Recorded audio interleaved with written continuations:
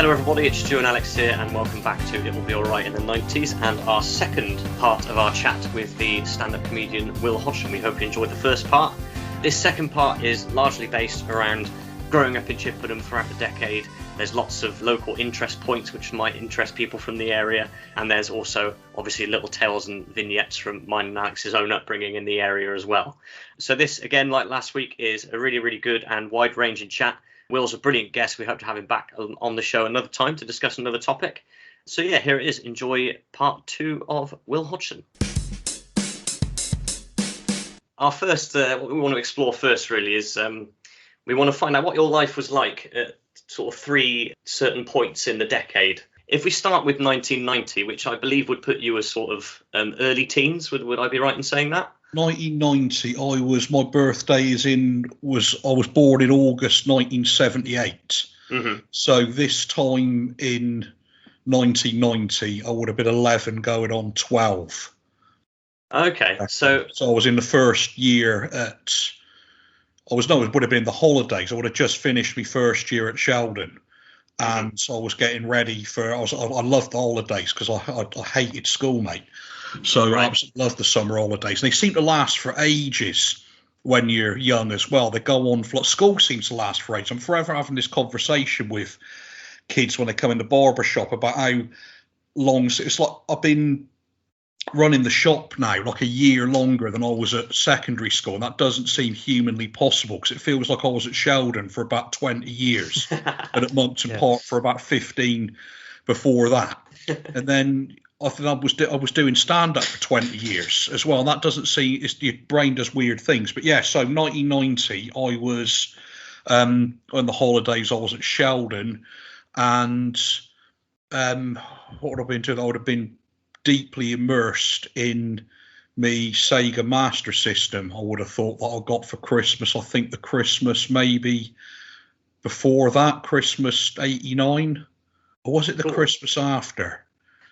Something like that, but I was very much kind of a sort of young geek type, and I'd have been doing lots of very indoorsy things in the holidays, not like going out and doing stuff. I'd have been indoors watching, I'd have been either reading comics, watching telly, or playing like Sega games, and that would have been the sum total of it, and basically hiding from the terror of the outside world. That would have been me in 1990. And I always think of 1990 as the Italian 90 as well. Of course. Watching all that with my dad and everything. And that's kind of, I was watching that documentary about Bobby Robson the other day because I really got invested in, I kind of fell out of, I've never really been like a big football follower, but I always enjoyed the internationals when I was a kid. And I got really super invested this Euro Cup just gone, because I sort of thought to myself, I'm going to get him because I enjoyed the World Cup last year. I thought I'll find this is like a squad that is of like kids I actually like as well, because it's sort of gone from, it used to be for like a big chunk of it in the kind of 2000s 2010s, the England team were sort of like the kind of people that bullied you at school, and now they've sort of become, now they're the lads that were like good at football, popular with girls, all the girls fancied them, but they'd stick up for you when people like John Terry were picking on you,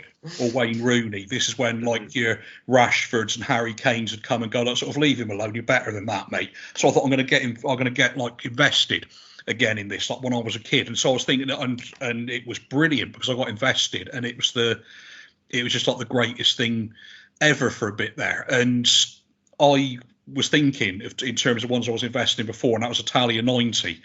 And I was watching that Robson documentary, and there's that footage they've got. It's in a couple of documentaries, that kind of film footage of the semi with the whole thing with Gaza and the yellow card and that. And it was just like, it's proper hairs on the back of the neck moment, because I remember at the time, obviously what we didn't see at the time was Bobby Robson doing that kind of like sort of, you can't go, son, but what you can do is make sure that everyone else goes instead of you. And Gaza like tearing out there with his face like he's going over the top of a trench in a war or something like that. And I was watching, I was like, I was getting quite emotional and sort of teared up. I watched that down the Olympiad with my dad in the big like studio hall thing down there, and it was tremendous. That whole thing of like, I used to every night, if it was a really good sports thing, I could either sort of stay up and watch it with my dad, or better yet, you'd go somewhere and watch it. I remember watching some of the like big boxing matches with my dad, either in the Olympiad or in like, I got sort of vague memories of watching a Bruno fight in somewhere like maybe the West End or the Liberal Club or somewhere like that. But yeah, that's the thing. I always think of 1990. I always think of like sort of Sheldon, like first year, and Italia 90. That's like my two kind of 1990 sort of key things, I suppose.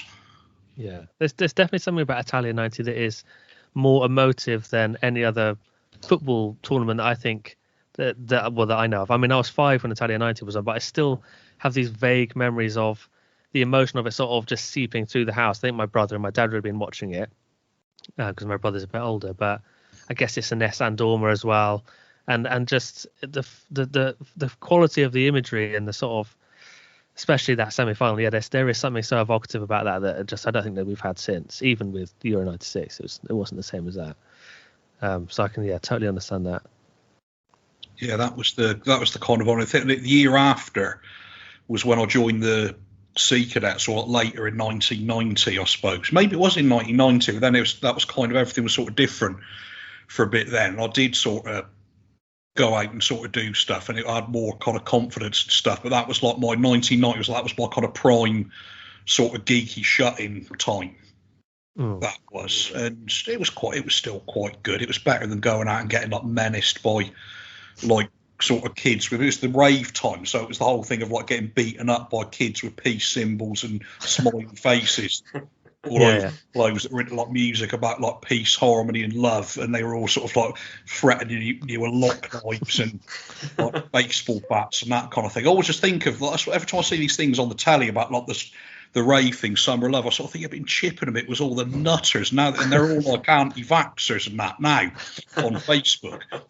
All of these lot, because they've like sort of combination of like probably the drugs, but also the kind of like, no one tells me what to do. Don't tell me I can't put a sound system in a field and like land a flying saucer in it and have DJ side playing in there. Don't tell me.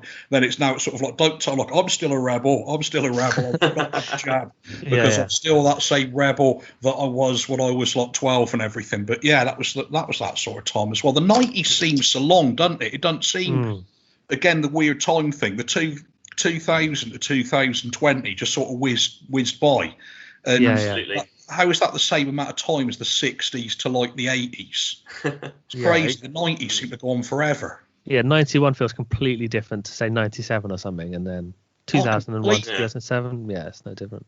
Utterly. Yeah.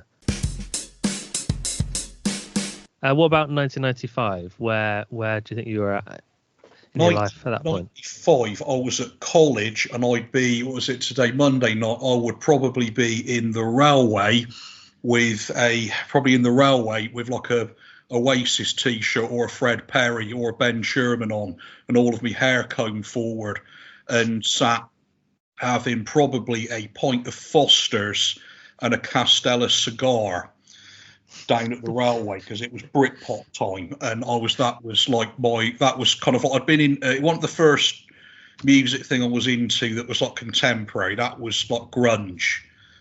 Was the first thing that I was like I was the right age for grunge, because I was like 14, 15. I was like angry and like awkward and all kinds of like stuff going on in my head, and I was just absolutely spot on for like Nirvana and Hole and all that kind of thing. And then I was spot on in 95 for Britpop, because I was just, my goals at that point were just kind of getting drunk and sort of like sip booze, fags, and like attempting to sort of snog girls with varying degrees of success, i.e. sort of like not as off. The thing is, I was like a kind of teenage sort of like grunge kid, and then I was like a punk for a bit, and then I kind of went sort of mod when it was Britpop. But it was like I kind of like, there's guys I know now that are my age who are like sort of punks, goths, whatever, in places, and they've got like sort of 5 or 6 mates that there were no other, didn't seem to be any other like sort of punks or whatever. So I was like, when I was sort of early 95, before Britpop, I was like wearing like a biker jacket and a GBH t-shirt, and you were trying to sort of chat up girls in bubble jackets with like sort of that sort of like Vicky Paul Croydon facelift and that were all just kind of townies. Do you know what I mean? Because there were no like, so you see kids now like sort of skate punks that, and they've got this like girls that are like sort of skating with them and a lot sort of appear to be into the same sort of things they were. Everyone thought you were kind of like from another bloody planet back then. I mean, this was before just sort of around about when punk sort of makes comeback, but God, in like the sort of 94, early 95, that's probably one of the reasons that I just sort of like went straight into Britpop. I thought this is kind of close enough to all the sort of like punk and mod stuff that I like to kind of invest in it. But just people like, it just was like no one cared about like Discharge or the UK Subs or any of the sort of bands I was into. I just decided I'm going to get into have the musical taste of a like 32-year-old glued up punk rocker, and I ended up like I'd be in the railway drinking with like sort of like a lot of my mates were much older than me back then as well, because they were into the same sort of music. I used to hang out with like Kev the Punk and that lot. He was like no longer with us, sadly. Kev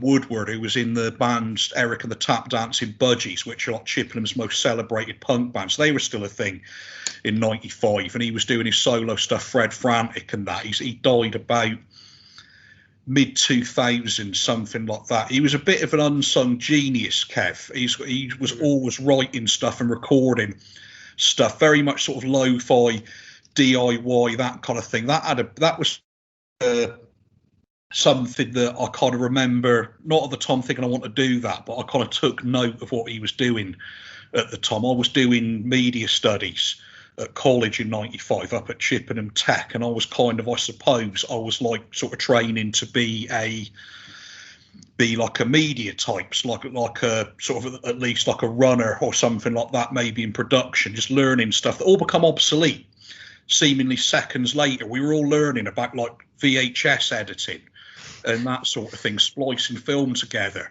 And there was like every now and again someone would go like, what about this internet? I'd be like, well, he knows how to work it. That computer geek over there, he knows about this internet, these websites and electronic mail and that kind of thing. Like, no, we'll be right. You get on with your VHS editing and all of that. It's like, I don't know what happened, because it's the same thing with uni. I don't know what happened to all the people, because I changed to performance at uni. I'm really glad that I did, because I still didn't end up becoming an actor or whatever, but at least, or even using me degree, but at least I sort of did something that was like approximating what I was learning. I did like a degree in script writing, but if I'd have carried on doing like production, you might as well have like been learning to be like get a degree in being a lamplighter at that point. Because as soon as we got out, we graduated uni in 2000. It's like, well, everything's like digital now, like sort of, but analog and that, like it's also the internet is just like a passing thing, like Tamagotchis or something like that. It's just not going to be. But yeah, that's what I was doing that as well. But I wasn't really planning on performing. But Kev was the first person that I knew that was a performer. He was the first friend that I had that performed stuff and did stuff. And this was one of the great things about getting into punk sort of 94, 95 was the difference between that and like pop and like rock stuff is you'd go to punk gigs, you could talk to people, you could talk to like AD out of Chaos UK if you went to see him, he'd be stood in the bar and that kind of thing. They'd be like, they were kind of accessible. And that was, I think that had a big effect. All these things I kind of remembered them later when I started performing myself. But that was the kind of first thing that I used to hang around with them quite a lot in 95. We kind of lost touch near the end and everything, but back then I was in pretty sort of constantly sort of like round his house, like sort of drinking, sort of smoking, listening to music, learned a lot about different kinds of music off of him as well. Like he never had punk on, it was always anything but. He had everything. Every now and again he'd have like sort of crass conflict, but he was listening to stuff like this, like the Smiths, Zappa, like the Bonzo Dog Band, jazz stuff, just any kind of music, the most eclectic music collection I've ever seen in my life. And that was all kind of like, I mean, Kev went a bit off the rails later on, and we kind of fell out and everything, but at that time there was kind of like, he did have a huge influence on us. I suppose in '95 there was a lot of the kind of seeds being sown for what I was doing later on, not for wanting to do performance, but for how I could, when I thought like, when I come out of uni and I was like, right, I want to do performance, but how do I do that in Chippenham without, I thought I could move to London and do this, but I thought like, no, you can do, I remembered what Kev did. I was like, you can just get out and do stuff yourself. So I suppose that 95, but I always thinking 95 was Britpop time. Every time you say 1995, in my head's immediately like Supergrass, Oasis, Two Dogs Lemonade, that Black Grape album with Carlos the Jackal on the front of it, and Kicker shoes and like loose fitting Levi's and all of that kind of thing. I had my hair bleached around. It was no, Train Spotting was the year after, wasn't it? I had my hair bleached because I wanted to be like Johnny Lee Miller in Train Spotting. And Gaza in Euro '96 as well. I had that redone the other day because this was an example of like another one of like sort of feeling really old. I was like, thought I'm going to get, being super invested in Euro 2020. I thought I'm going to do the whole Phil Foden Gaza thing, and I too am going to resurrect the Gaza peroxide haircut that I did in 1996. It occurred to me as I was having it done, Phil Foden wasn't alive probably when I was watching Gaza and copying his haircut and going to the pub with a similar haircut to him and sitting in the pub watching it. Phil Foden wasn't even alive. So that to him, that's like me doing something because George Best or Stanley Matthews did it when I was in the I used to drink at the Railway back then. That's not a pub anymore in Chippenham. That's Flats now. That I last saw.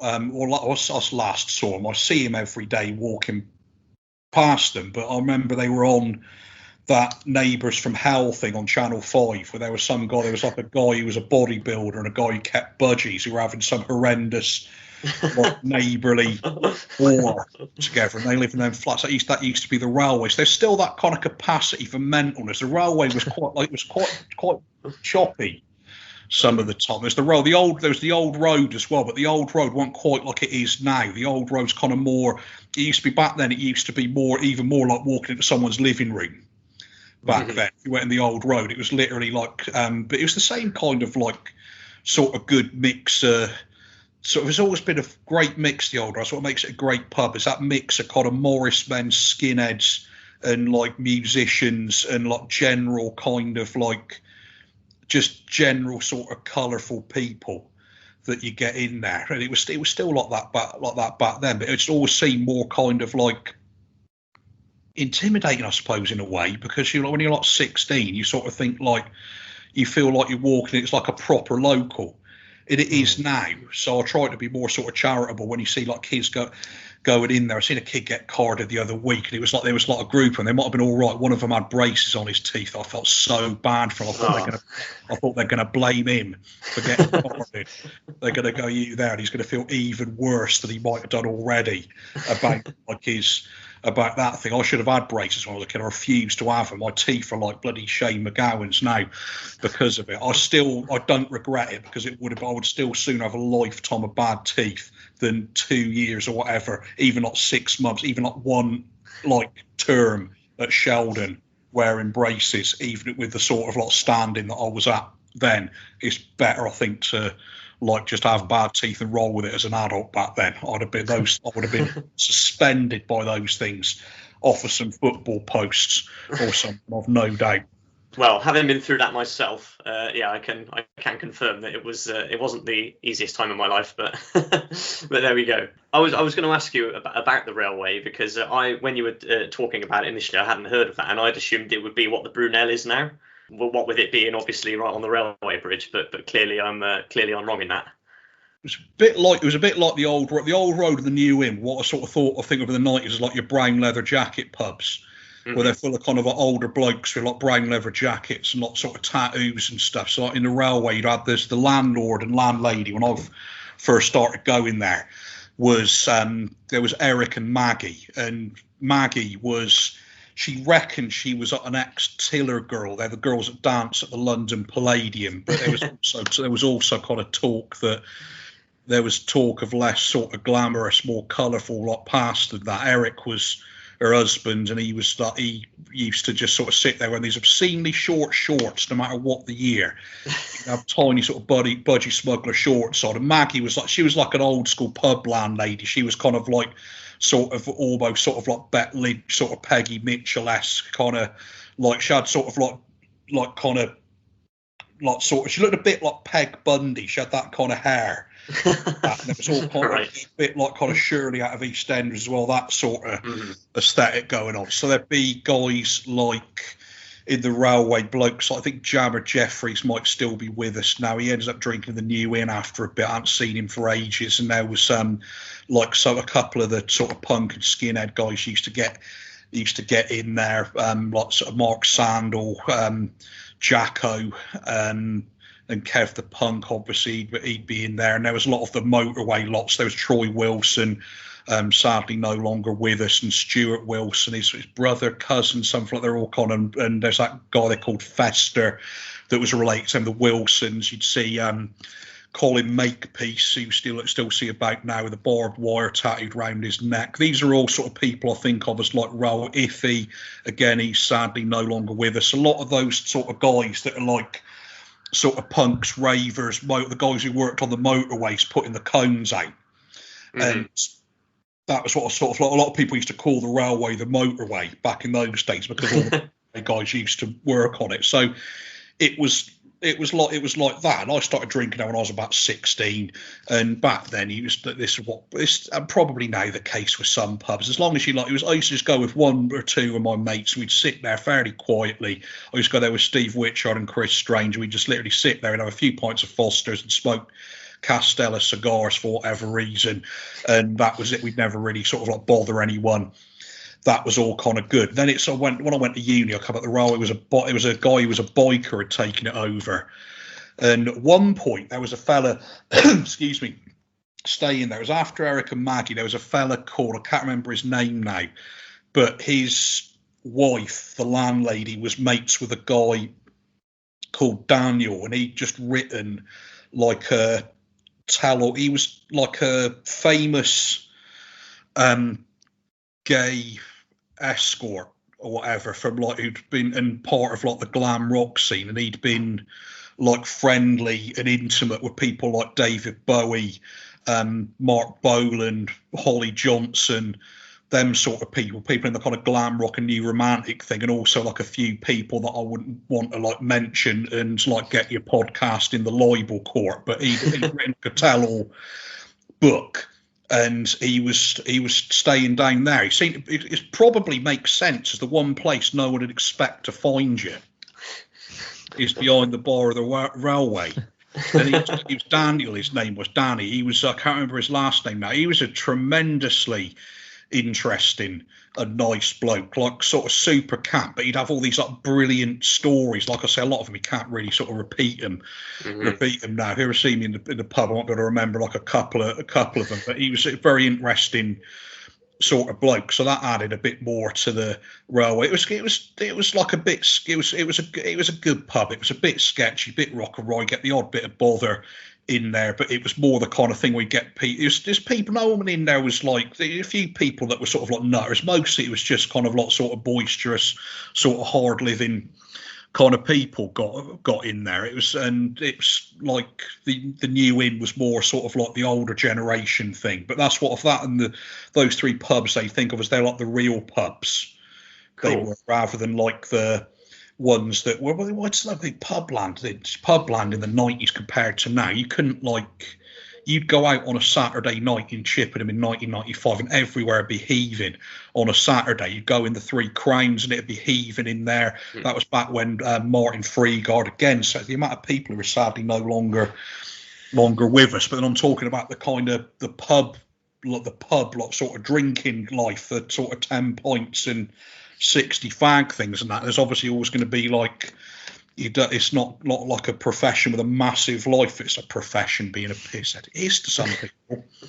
But Martin Freak on the Three Crowns, that'd be rammed in. They go in the Bear, that'd be rammed in, like especially like the Bear and the Rosie, all the diggers people, the lots of clubbers and all of that. And you go every now and again, you go to diggers in 95, and there's a lot of controversial thing about Diggers is when it had the plug pulled on it, it had gone to seed a fair while before. I've got no real fond memories of Diggers. The only reason I'd go to Diggers would be in like an over-optimistic attempt to pull. That'd be it. The only reason I'd want to go there is to try and get off with girls, and there would be no other reason. They used to play chart music in there, and you'd see like there'd be fighting in there. I've seen people getting glassed and stuff in Gold Diggers. And people go on about it now as if it was like people. Do you know what I mean? I suppose in the 70s and 80s it was like a touring gig venue to get medium-sized touring shows there. But here's some people talk. They go, "Oh, Diggers are like the Beatles, played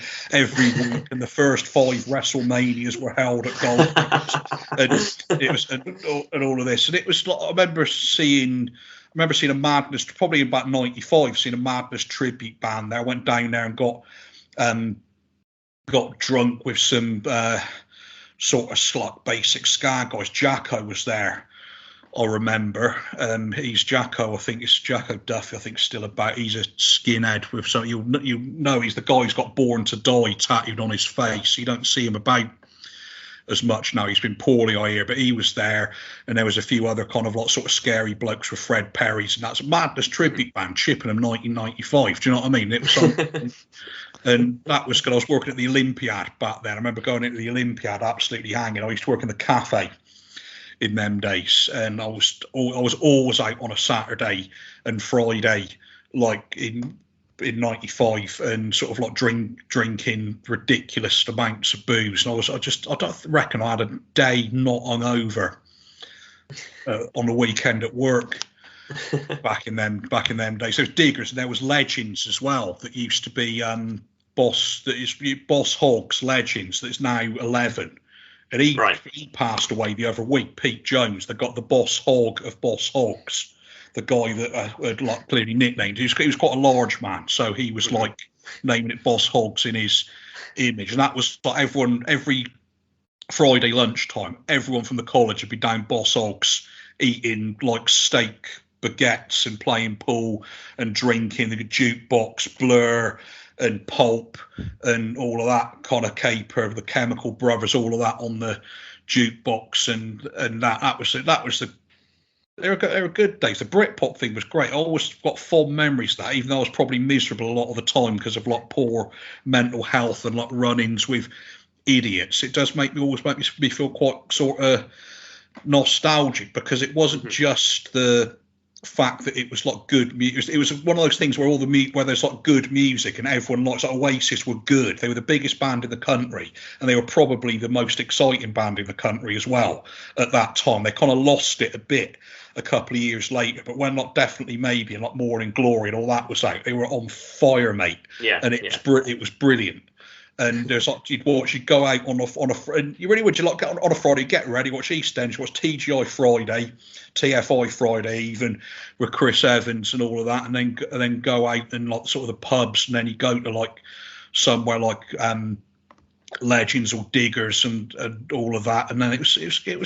It's what you do when you're 95 or 17 in the summer of 95 then. So, and yeah, it was good. It was 17, yeah, blimey, I'm 43 this month. But yeah, that was 95. That's one that's kind of etched in my memory. Cool. That is. Well, if we jump on then another few years to the end of the decade, so now it's 1999, and you would just be coming around to finishing university at this point? Yeah, it was my final year at university. I was having tremendous mental health difficulties, and I had a tremendous problem with marijuana at that point. So that was a 1999 one. If that wasn't a good one at all, really. That wasn't the kind of. Well, no, maybe that was the latter half of it. Anyway, I just kind of remember. I was at uni, and I was literally just, me and my mates were always just all night and all day and all of the weekend just smoking, playing back to the Sega Master System comes back into play again. See, even that we saw that as like a nostalgic thing, and that was only like sort of 7-8 years after all, like sort of had one for Christmas. And that was still seen as like a sort of old thing, playing and just loads of Cali games on the Master System. Then we got hold of a second-hand Mega Drive. It was NBA Jam on the Mega Drive. Now, I've got some fond memories of things of '99, but a lot of it was just kind of going over and in sort of 2000. I was that was the year before I started doing stand-up, and that was kind of 2000 was kind of rock, like and second end of 1999. Bit of 2000s rock bottom for me, mate. That was easily those were easily the worst days.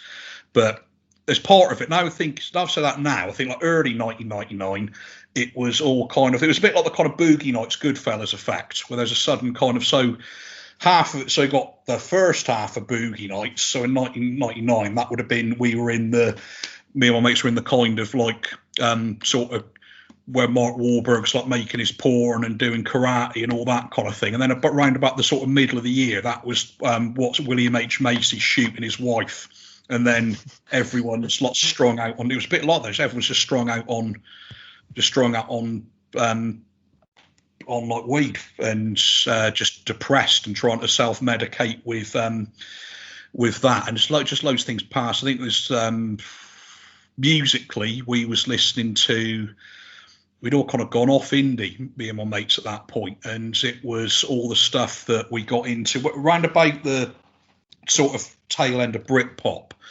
There was a sort of resurgence in different sort of older musics. There were compilations of things like Northern Soul and ska, lounge music, that kind of thing. Yeah. And we got into all that sort of thing. So we were now like sort of Northern Soul, rare groove, roots reggae type of guys. We had a bit of a time of being in what they were then calling Heat magazine had just started then, and they were going, there's this new thing from America, and they were calling this asshole rock, and this was what they were calling new metal when it first started. So This was like Korn. It's like Korn we all knew from like college days, when they were like Korn were like the most sort of innovative metal band. They were the trendiest metal band like at one point, and I think like someone would have the album on import, the first Korn one, and there was that, and then there was like, then there's this Limp Bizkit that are their mates or whatever, and then there was Kid Rock before he become like a Trump loving cosplayer. Kid Rock first got on my radar. He had like a Kid and Play type hairstyle. I had an album by him, and it was just like a hip hop album by like a white kid from Detroit. And then suddenly he was all like, I'm actually from the deep south, and I'm a hillbilly, and like I'm going to shoot me some liberals and stuff. But it was kind of like, we had a sort of weird thing about being into that. We were watching loads and loads of Adam Sandler films. That was the other thing we used to do in '99. I was watching like Happy Gilmore like every single day. Brass Eye as Excellent well. Choice. Chris Morris thing. Everyone had a tape of Brass Eye that had 5 episodes on it, because everyone saw the first one and then thought, shit, I've got to record this from like next week onwards. Or they were like, sort of, someone's like, oh, you got to watch this, and you never saw the first one. People were like, no, you got to watch this one. So there was that mythical first episode of Brass Eye that hardly anyone had seen, and God, we used to watch that all the bloody time. Brass Eye, and then Jam when that came out. I can't see Jam's ever going to get repeated now. That was brilliant, but it was just a definition of asking for trouble in terms of problematicness. So you're big into that, and there was then like Adam Sandler, and then there was that film Dirty Work with Norm Macdonald. We liked all these we liked sort of and the 11 o'clock show was around about then as well, 99. And it was on 4 nights a week, and Ali G. Yeah, he came from that, didn't he? Yeah. First appeared on it, and people were like, this is the greatest thing ever. But they didn't tell you which night he was going to be on. So every night he'd be at 11 o'clock. He'd he'd either come back from the pub or not go out till midnight in case Ali G was on the 11 o'clock show that night. And they got wise to it and started like changing it around so that he'd watch it without him being in it. So that was like another thing we was all big into at the time. And didn't like Ricky Gervais said, did Ricky Gervais also get his first start on the 11 o'clock show?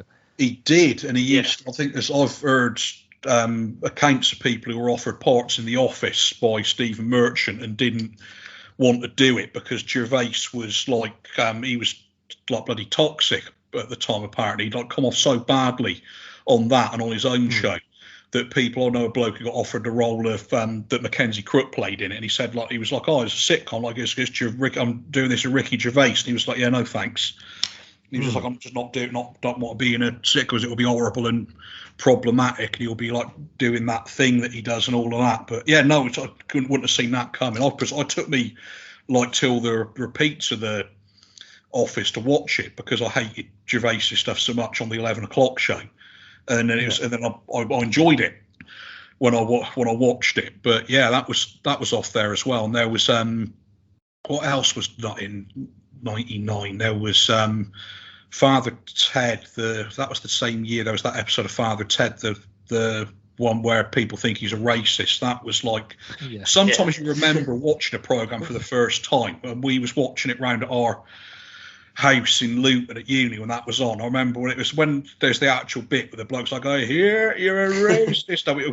we were literally falling off the sofa on the floor laughing at that. It's like it was a great show. It's a shame that Lynn Ann's completely lost his marbles, gone utterly screwy now. But that was still a brilliant sitcom, and it was a shame about him dying, but I think the only one sort of positive from that is that it's kind of like it's sort of preserved forever. I think that was intended to be the last series anyway. I think it originally ended with him shooting himself, didn't it? And they softened it up when he died because they didn't want the character to. It's not as funny the character shooting himself when the fella's died as well. But that was something everyone was big into, and that was never really stand up at the time though. Never really. The only stand up what was interesting was Chris Rock at the time. We used to like him. That was only because we were in all the like Larry Sanders and stuff. When I was at uni between sort of like 97 and 2000, my mum had Sky. We never had Sky. I had like a VHS player. So my mum would tape all the programs. I'd get like a VHS tape 2 or 3 times a week through the post, and that'd have The Simpsons on it. See, The Simpsons, like now, there's episodes of The Simpsons I've never seen. I don't bother watching. That would have been unthinkable to have not watched The Simpsons in 1999. If there was a new episode on, it was properly exciting. Or if we got one on because they were shown in a random order, so you'd get like one you'd never seen before. So you'd have the tape, have The Simpsons, Malcolm in the Middle, King of the Hill, and Larry Sanders and Seinfeld on it, and we'd watch all of those, and Friends as well. Everyone used to watch Friends, and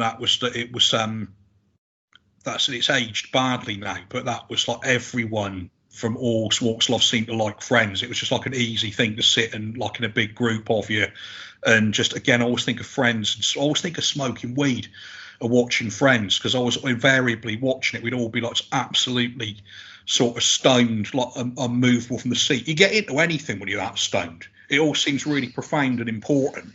And you're like, sort of like, oh, don't say that, Joey. You're going to ruin everything. You've got to get like anxiety about these kind of like comic situations. But that was the kind of thing, like in a big sort of group, you'd watch things like Friends, The Simpsons, or whatever. But then like in your sort of little hipster group of snobs, it was like Larry Sanders and Seinfeld and like kind of American. So then Curb Your Enthusiasm was a little bit after that, and then Family Guy was sort of like a thing.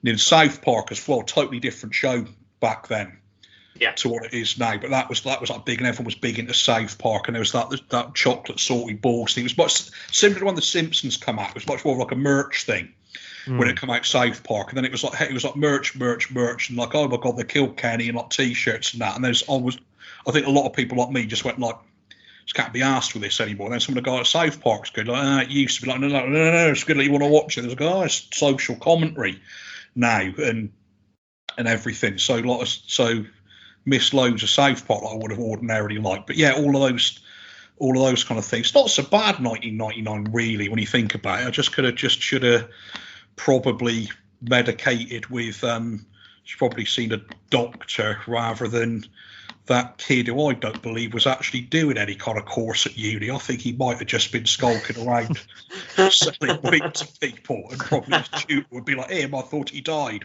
in the first year. So yeah, that's just loads and loads, all that sort of telly stuff. Didn't really go out much then at that point, but that was just because I was like, also Luton's rough as well, mate. And I've always been like a pub guy, and I couldn't be bothered with like the student union stuff. I'd be like, I'm going to go to like the pub, and like pubs in Luton, mate, can be dicey, hazardous places. You know what I mean? And so yeah, like a kind of. So what's 1999? I was 20 something. Actually, I went backpacking in 1999 as well. I think maybe it wasn't such a bad year. Maybe I'm thinking of 2000. I went to was it the year before? Went backpacking round Europe, and I still can't for the life of me can't remember how I managed it with no mobile phone or access to the internet. I was doing it all. Like if I wanted to like phone, I'd find like a call box and stuff. And I got to Sweden once. I never had any. I'd never booked any accommodation. I ended up having to sleep in a homeless shelter for a couple of nights, and I went to Amsterdam, and I booked it. That was one of the few places I got. No, it's my mum booked it. So I got, and it was the middle of like peak season. I was like, I'm not going to be able to just sort of like rock up somewhere. So somehow, with no internet, she managed to book in at this place called the Utopia, and nice. I went there for 4 days. It was where all the I got there, and there's like a load of hard-looking blokes, and a bloke with a moustache and a stripy shirt. He's got an accordion and a monkey. And they sort of, I go in there, sort of like, oh, it's this. They all sort of stand up. And they're going like, and they're asking me if I'm German, either Dutch or German. I go, I'm English. And he goes, fine. He goes, we should have known you were English because of the tits. And he goes like that. And he goes, and they're Ajax football hooligans. Right. And that's their pub, and they're sort of like we hate Germans because a lot of the war and the occupation, all that kind of thing. And the hooligans. He goes like. And this bloke starts playing his accordion. The monkey, I swear, starts dancing like around. And they've got some songs like "We are the hooligans," we are. It's like they're in like an introductory song. And I was like, and they said like, what team do you support? And I was like, I just had to think. I sort of thought West Ham because I liked a lot of punk bands that were associated with West Ham. He goes, West Ham, like this, fine. They said like if you'd have said Chelsea or like sort of Leeds or a load of other teams they don't like, sort of that would have been like, but fine, they're fine after that. You're sort of like, yeah, you see me, you want drugs, you see me like prostitute, you see me, points to some poor woman who's like stood cleaning a glass beyond the bar. And I'm like, see me, but it's like, so I go out and I come in.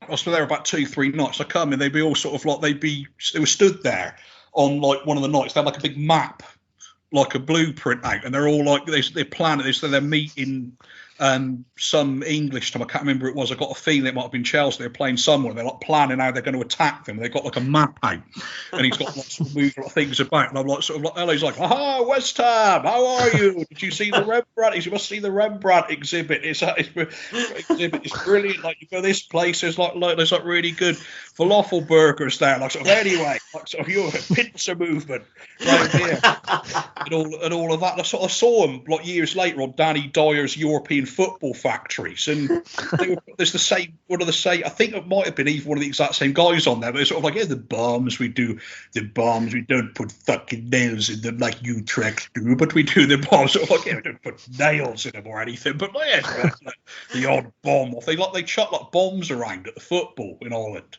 not like ones that like explode a building, but like sort of big smoke bombs and that kind of. That kind of thing. So I was sat there on top of a load of like bombs, and they were lovely. Once they'd established I wasn't like from like the enemy, they were nice. They were nice as pie. And I moved over to the Bulldog, and I smoked a joint with some bloke who claimed he was an ex-IRA bloke. He did look a bit like Pierce Brosnan in The Long Good Friday. He had like bell bottoms on. I thought, like, is he actually like come here in like 1971 and just never bothered buying any clothes? He's on the run. But it was the first time I'd smoked White Widow, and I just went and laid down for like a day, right, after having like sort of 4 goes on it, and I was led there, and I was in like the most bargain bucket bit of the Bulldog, and it was mostly refugees in there with me. So it's me and a load of guys who were headed to France, maybe. I don't know, but it's just remember that, and it's but backpacks, that was not, so that was 1999. So that was one of the places I was led feeling really unwell with pins and needles down half my body in the Bulldog. thinking like as trench foot, that guy in the bunk above me he's got himself trench foot somehow from whatever like sort of terrible circumstance he's been in. So like, yeah, mixed bag of a year, to say the very least. Wow. Okay, that was awesome. I feel bad for any any future guests that we may or may not have having to follow that, because I mean, what a character to have for our first ever guest. I mean, and Fantastic. an honor. I mean, one honor as well. Yeah, absolutely brilliant. Yeah, and great to have someone who was so, you know, shared our geographical history as well. To wrap up then, and a reminder, if you want to get in touch with us, any comments on this episode or any of the previous episodes, right back to the start, you can find us on Twitter at allright90s, and that's all letters, no numerical, so at allright90s.